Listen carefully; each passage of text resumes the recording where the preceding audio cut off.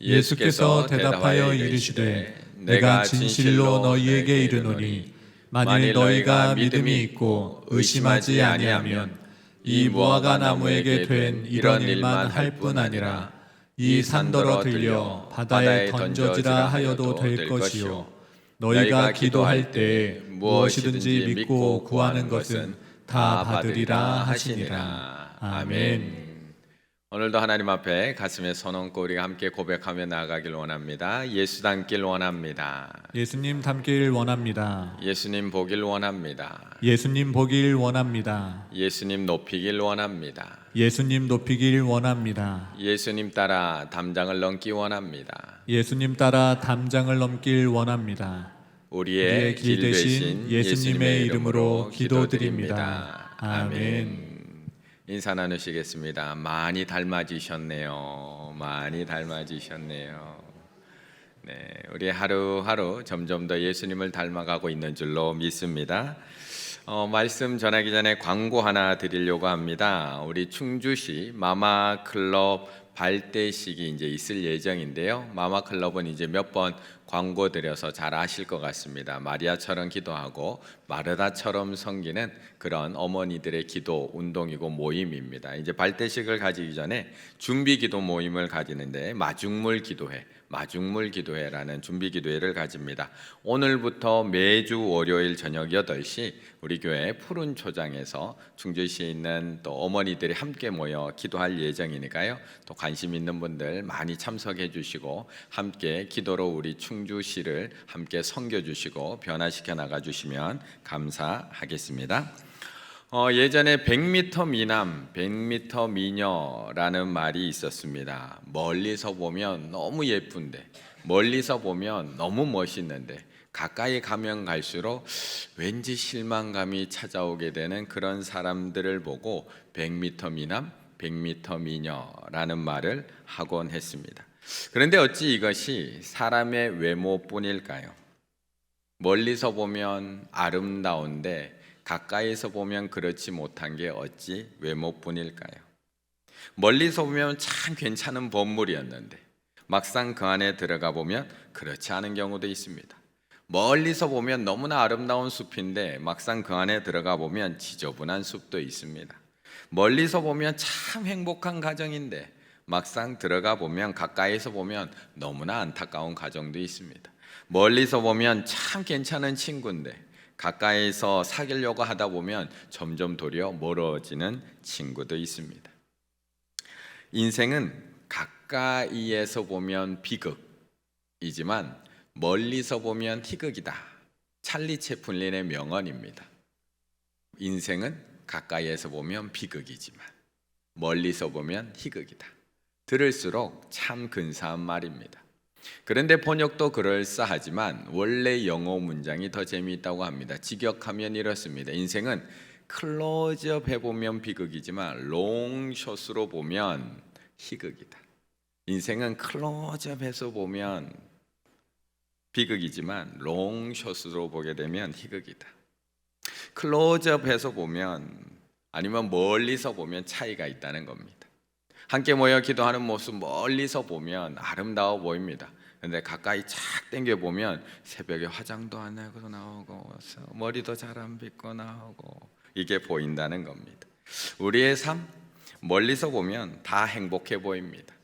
하지만 각자의 인생을 클로즈업 해보면 사연 없는 가정 없고요, 아픔 없는 사람 없고요, 힘든 일 없는 인생이 없다는 겁니다.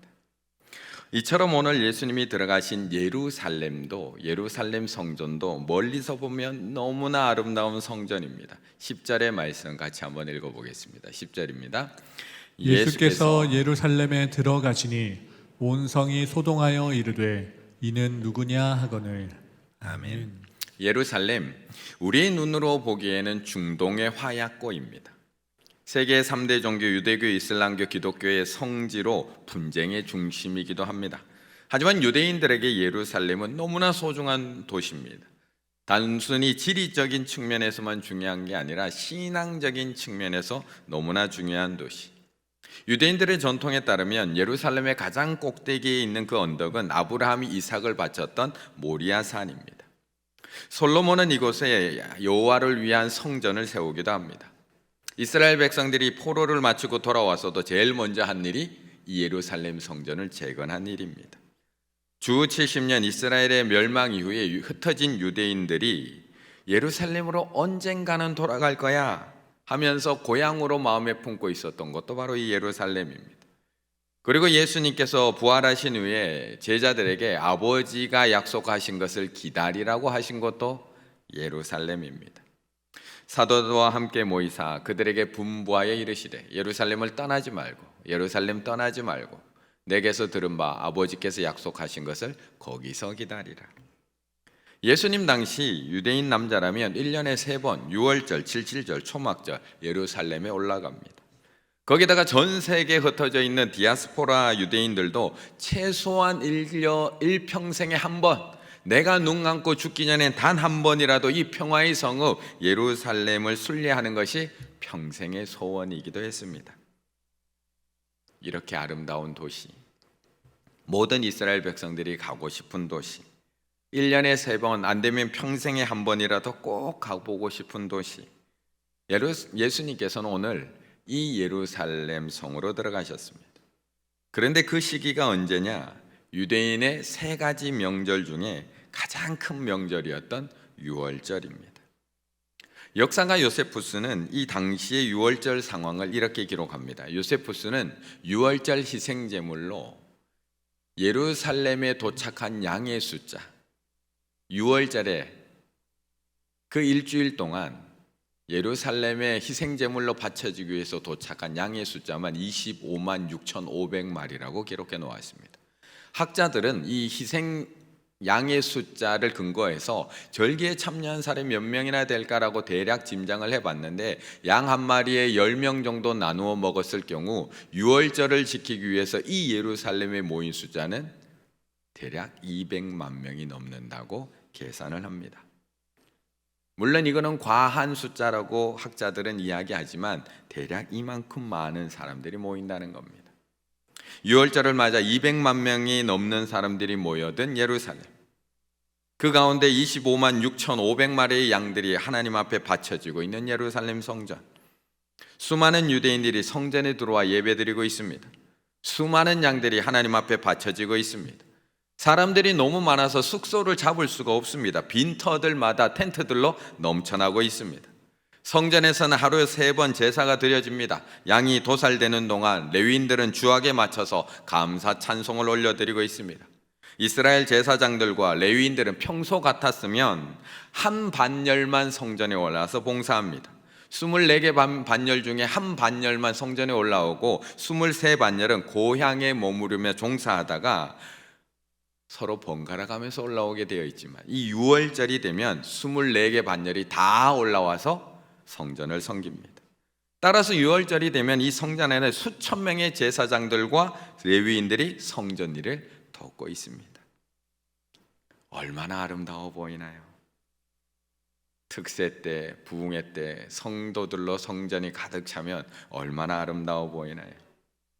하루에 3번씩 드려지는 화려한 제사와 찬양, 수많은 제사장과 레위인들, 수백만 명의 순례객들, 수백만 마리의 제물들, 사람들은 여기저기서 양고기를 먹고 이집트에서 노예로 살던 시절을 회상하며 그들을 이집트에서 불러내신 하나님의 그 행하신 놀라운 일을 이야기 나누는 기간입니다. 그 기적을 노래하고 있습니다. 얼마나 멋진 모습인가요? 얼마나 아름다운 모습인가? 그런데 멀리서 보면 이렇게 아름다운 도시이고 이렇게 아름다운 성전인데 가까이에서 보면 그렇지 않음을 알 수 있습니다. 12절 같이 읽습니다. 예수께서 성전에 들어가사 성전 안에서 매매하는 모든 사람들을 내쫓으시며 돈 바꾸는 사람들의 상과 비둘기 파는 사람들의 의자를 둘러 엎으시고. 아멘. 이게 성전에 들어가신 예수님이 하신 일입니다. 멀리서 보면 아름다워 보이고 거룩해 보이고 있어 보이지만 가까이에서 보면 제사장과 상인들이 결탁을 해서 순례객을 속이고 환전을 하고 뇌물을 받고 그들에게 돈을 빼앗고 멀리서 보면 아름다운데 가까이서 보면 하나님에 대한 믿음, 하나님의 두려움 없습니다. 그것이 바로 겉만 화려한 예루살렘이고 겉만 거룩한 종교 지도자들이었으며 겉으로만 거룩한 척 경건한 척 살아가는 유대인들이었다는 겁니다. 그래서 예수님은 이른 아침 베다니아에서 예루살렘 성으로 들어가시는 그 길가에 서 있는 무화과 나무를 책망하고 계시는 겁니다. 19절의 말씀 같이 있습니다. 19절입니다. 길가에서 한 무화과 나무를 보시고 그리로 가사 잎사귀밖에 아무것도 찾지 못하시고 나무에게 이르시되 이제부터 영원토록 내가 열매를 맺지 못하리라 하시니 무화과 나무가 곧 마른지라. 아멘. 그렇게 예루살렘으로 다시 들어가시는 예수님, 길가에 서 있는 무화과 나무 멀리서 보면 있어 보입니다. 잎사귀가 무성합니다. 마치 열매가 있을 것 같아 보입니다. 그런데 가까이 가서 보니 잎사귀만 무성하지 열매가 없습니다. 마치 어제 보고 나온 예루살렘 성전과 똑같습니다. 유월절을 맞이하고 있는 이스라엘의 종교의 모습과 똑같습니다. 그들에게는 여전히 멋있게 보이는 성전 중요합니다. 그곳에서 드려지는 화려한 예식 중요합니다. 하지만 분명히 있을 것 같은 믿음과 열매는 없습니다. 이스라엘에서는 무화과가 유월절이 있는 이 4월 초부터 시작을 해서 초막절이 있는 10월까지 모두 5번의 열매를 맺게 됩니다. 겨울을 다 보내고 난 이 무화과 나무는 지금 예수님이 들어가고 계시는 이 6월절이 다가오기 시작을 하면 조그만 잎사귀와 함께 작은 열매, 첫 열매를 맺게 됩니다. 그리고 나서 4월부터 6월까지 총 5번의 열매를 맺어가는 나무가 무화과 나무입니다. 그런데 그 열매를 꼭 정확하게 구분하면 6월절 즈음 처음 맺게 되는 열매 이름을 히브리어로 파게, 예전에 설교할 때도 한번 알려드렸는데 처음 맺는 그 열매를 파게라고 합니다. 아주 작고 보잘것없는 열매입니다.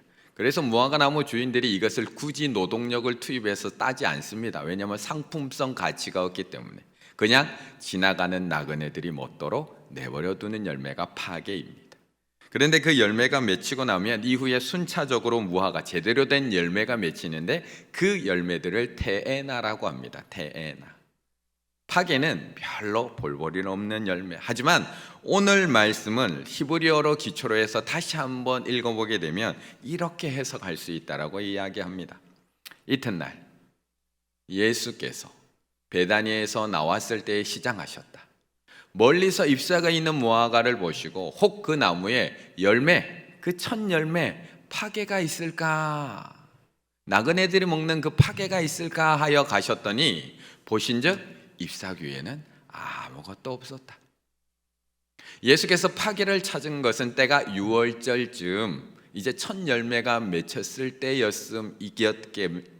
때였음이니라.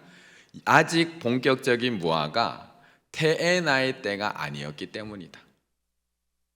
6월절쯤에 잎사귀와 동시에 맺혀야 할 파게를 맺지 못하고 잎만 무성한 무화과 나무를 보시고 예수님은 저주하셨다. 이제부터 영원토록 사람이 너에게서 열매를 따먹지 못하리라. 우리말 속담에 델성 싶은 나무는 떡잎부터 안다라는 속담이 있듯이 6월절 즈음에 잎사귀와 함께 맺혀지는 이 파게를 맺지 못하는 무화과는 그 뒤에도 열매를 맺지 못하는 나무였기 때문에 그렇습니다. 이 첫 열매를 맺지만 우리가 복숭아의 꽃이 피지 못하면 열매가 맺혀지지 않는 것을 예상하는 것처럼 파게를 맺지 못하면 뒤에 제대로 된 열매를 맺지 못하는 나무였기 때문에 예수님께서는 그 나무에게 그렇게 저주하신 것입니다. 아무 열매도 맺지 못할 것이 분명했기 때문에. 이것이 방금 예수님이 들어갔다 오신 예루살렘 성전의 모습입니다. 이것이 이스라엘 종교 지도자들의 모습이었고 이것이 제사장들의 모습이었고 이것이 겉으로는 율법을 잘 지키며 살아가지만 단 하나의 믿음의 열매도 없이 살아가는 이스라엘 백성들의 모습이었던 겁니다. 그런데 예수님께서 이 무화과 나무 저주 사건을 굳이 제자들에게 보여주시는 이유가 무엇일까요? 굳이 제자들에게. 물론 첫 번째 이유는 이스라엘 백성들의 위선적 종교 행위에 대한 심판의 예고입니다. 행위 예언. 열매 없는 너희들 이렇게 될 거야. 열매 없는 이스라엘 백성들, 열매 없는 예루살렘 이렇게 될 거야. 행동 예언을 제자들에게 보여주고 계시고 또한 우리들에게 보여주고 계십니다. 사실 무화과 나무는 심은 지 3년이 지나면서부터 열매를 맺을 수 있다고 합니다. 그런데 예수님이 지금 따르고 있는 이 제자들 가르치신 지 3년쯤 되어가고 있습니다. 그렇다면 예수님께서 이 사건을 통해서 행위 예언 외에 제자들에게 천국을 준비하고 있는 제자들에게 무엇을 보여주고 싶고 무엇을 기대하고 있는 걸까?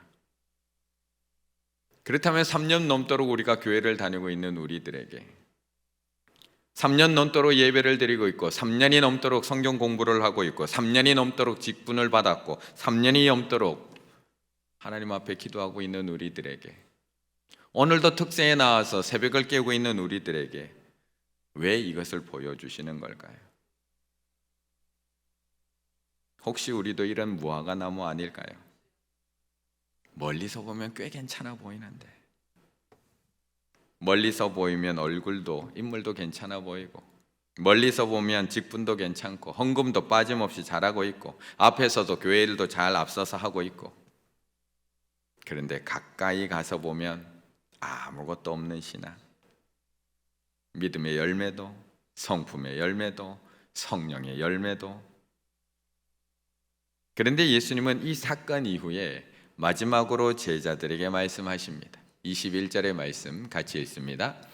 예수께서 대답하여 이르시되 내가 진실로 너희에게 이르노니 만일 너희가 믿음이 있고 의심하지 아니하면 이 무화과 나무에게 된 이런 일만 할 뿐 아니라 이 산더러 들려 바다에 던져지라 하여도 될 것이요.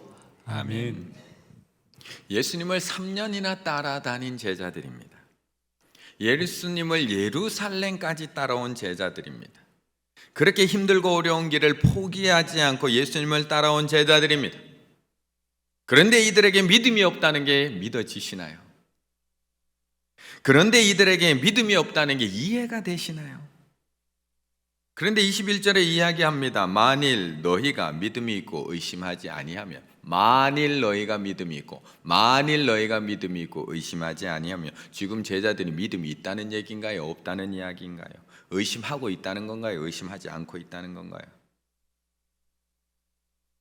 제자들은 도대체 무엇을 못 믿고 있는 건가요? 예수님의 말씀을 못 믿고 있습니다. 20절을 정확히 읽어보면 제자들이 보고 이상히 여겨 이르되 무화과 나무가 어찌하여 곧 말랐나이까? 무화과 나무가 어찌하여 곧 말랐나이까? 지금 제자들이 예수님께 묻습니다. 무화과 나무가 어찌하여 곧 말랐습니까? 왜 말랐습니까? 우리 성도님들은 이유 알고 계십니까? 왜 말랐는지. 무화과 나무가 어찌하여 말랐는지, 왜 말랐는지 이유 알고 계십니까? 19절 예수님께서 나무에게 이르시되 이제부터 영원토록 내가 열매를 맺지 못하리라 하시니 무화과 나무가 곧 마른지라. 어찌하여 말랐나요? 말씀대로 말랐습니다. 말씀대로. 주님이 열매 없는 무화과 나무를 저주하신 그 말씀 그대로 말랐습니다. 그런데 제자들은 말씀하신 대로 된다는 그것을 믿지 못하고 있습니다. 예수님의 말씀대로 이루어지는 것을 믿지 못하고 또 묻고 있는 겁니다. 제자들이 보고 이상히 여겨 이르되 분명히 예수님의 말씀에서 그대로 이루어지고 있는데 이상한 겁니다. 그러면서 묻는 겁니다. 어찌하여 이게 말랐습니까? 그런데 말씀에 대한 신뢰는 언제나 그것을 말하는 사람의 신뢰에 대한 신뢰와 연결이 됩니다. 그 말을 누가 했느냐? 도대체 누구이기에 무화과 나무에 말씀하신 대로 그것이 마를 수 있느냐? 누구이기에 무화과 나무에 열매가 없다고 책망하시고 이제부터 영원토록 열매 맺지 못하리라고 말씀하실 수 있느냐? 누구에게 가능한 걸까요?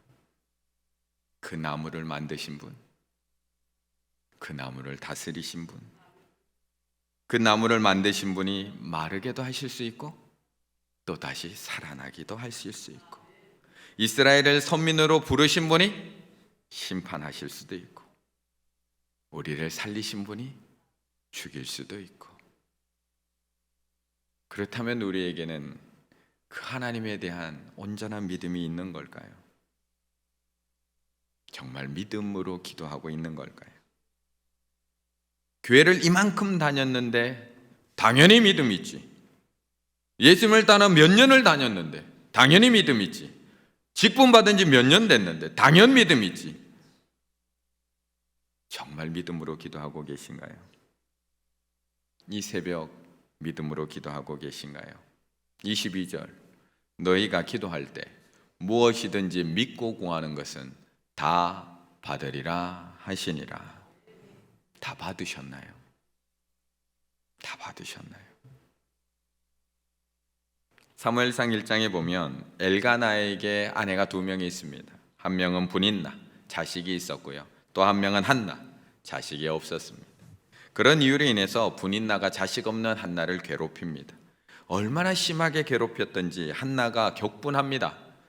하지만 우리가 말씀 살펴봤듯이 그 분노를 기도에 담습니다.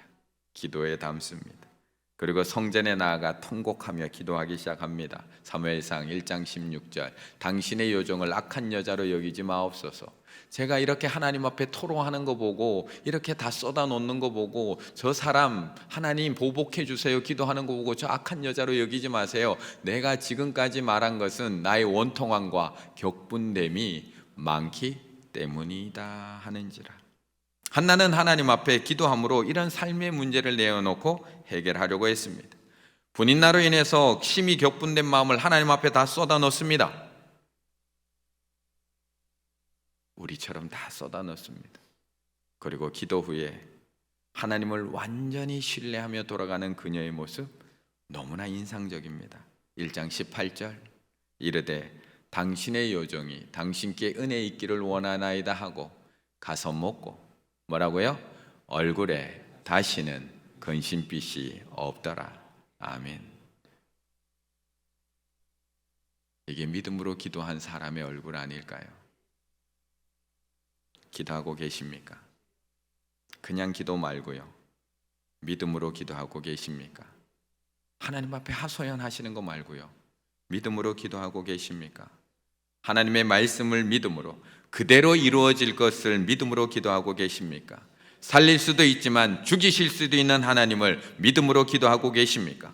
대문을 닫을 수도 있지만 여실 수도 있는 하나님을 믿음으로 기도하고 계십니까? 오늘 새벽에 기도하실 때 이렇게 기도하셨으면 좋겠습니다. 믿음 있는 척하며 잎사귀만 무성한 무화과 나무 되지 마시고, 마가복음 9장 24절에 그 나오는 귀신 들린 아이의 아버지처럼 솔직하게 기도하며 나아갔으면 좋겠습니다. 솔직하게. 곧 그의 아이의 아버지가 소리 질러 이르되 뭐라고 기도했다고요? 내가 믿나이다. 나의 믿음 없는 것을 도와주소서. 한 번 더 할까요?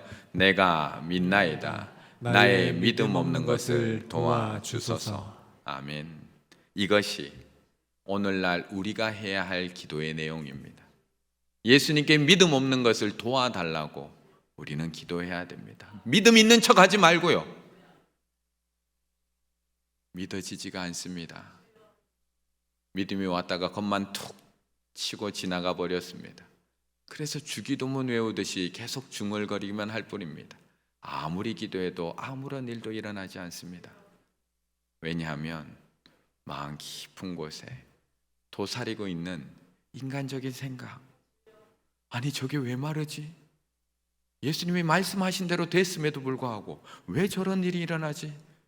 나한테 기적이 일어났음에도 불구하고 내가 기도한 대로 응답됐음에도 불구하고 이게 왜 일어나는 거지?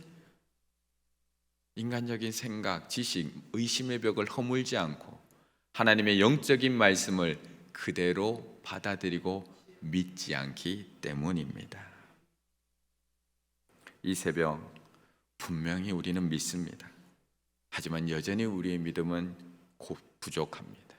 그렇다면 하나님 앞에 그 부족함을 고백하고 하나님, 나의 믿음 없음을 도와주시옵소서. 하나님의 말씀을 온전히 믿게 하여 주시옵소서. 예수 그리스도를 온전히 믿게 하여 주시옵소서. 죽이실 수도 있고 살리실 수도 있는 하나님, 다스실 수도 있고 여실 수도 있는 하나님, 낮추실 수도 있고 높이실 수도 있는 하나님, 그 하나님을 온전히 믿게 하여 주시옵소서. 그 믿음의 기도를 통해서 그 어떤 담장이라도 능히 넘어가실 수 있는 우리 충일의 가족들 다 되시기를 간절히 바라겠습니다.